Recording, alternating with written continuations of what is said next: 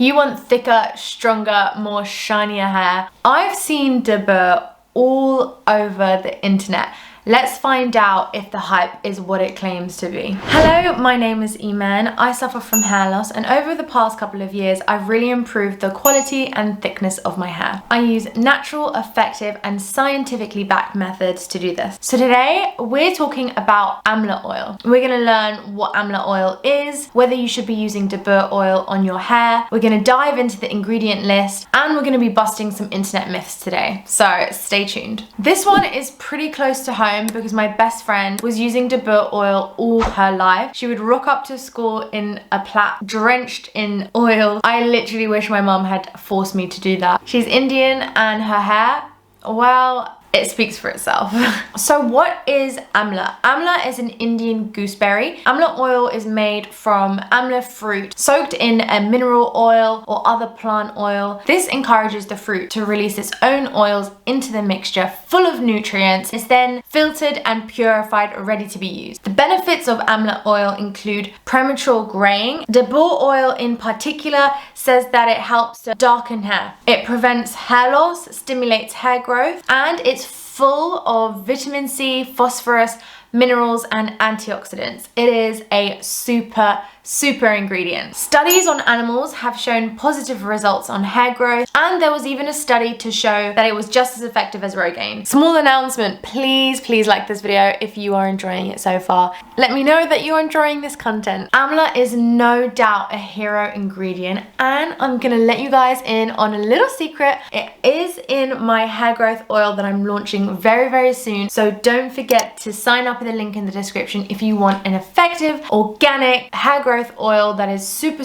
good for your hair and that has helped me with my hair loss. So dabur, the brand, this is literally the cheapest oil that I've ever bought in my entire life. Slightly concerning. You can get it from a drugstore or Amazon. This was £3, equivalent of $4. The color is very green due to the many dyes that they use. It kind of reminds me of Flubber. I feel like he's gonna emerge from my hair and dance his little green bum on my head.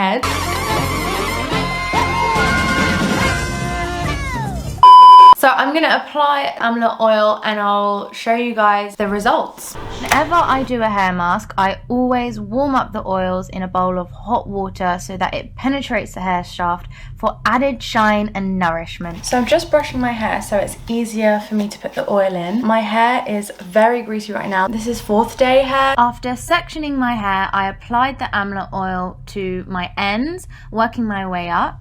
The smell was literally so bad I can't even explain to you. My room after I did this mask stank of Amla oil. I had to open all my windows. I'm not even joking. It was really easy to distribute the oil in my hair, but honestly the smell, I just can't. I had minimal shedding, nothing more than I get normally. I then applied the oil to my scalp, really massaging it in there. I wouldn't recommend, if you derma-rolled, to use the Amla oil on your scalp. I would wait at least a few days because of the ingredients that are in it. I left the oil in my hair for 1 hour. I rinsed the Amla oil out of my hair and used disinfectant shampoo to get all of the residue. I could even smell the Amla oil in the shower, so I really didn't want to keep it in my scalp and hair, so I used my scalp scrubber to really get in there and get rid of the Amla from my hair. A few moments later.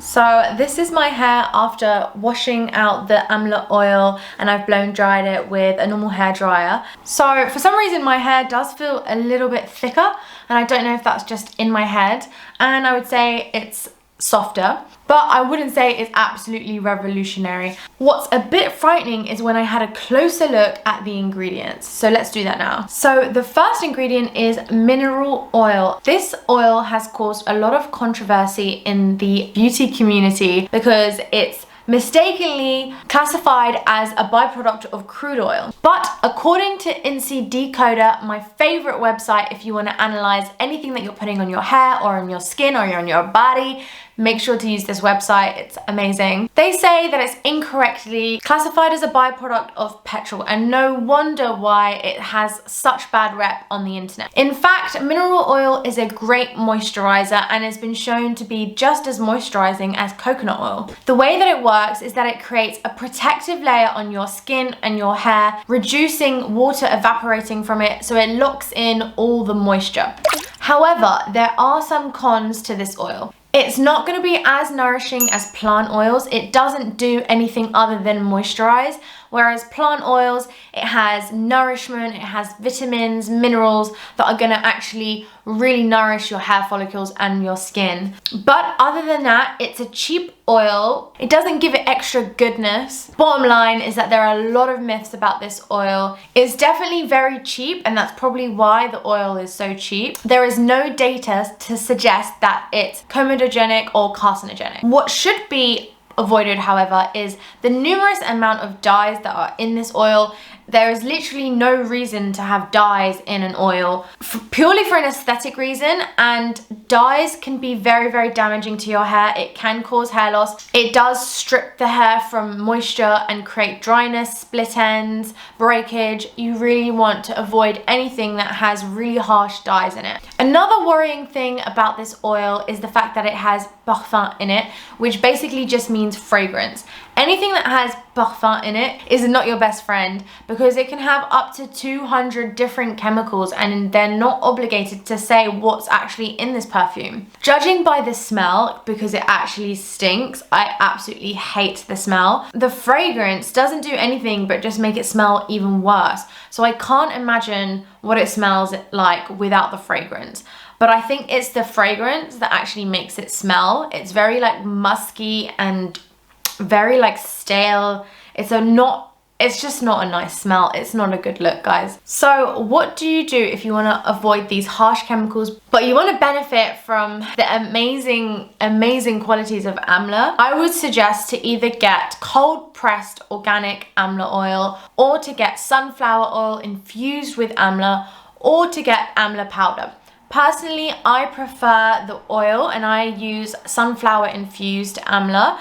The reason why is that Amla oil does smell, so that's why I use sunflower infused with Amla, with nothing else, just that.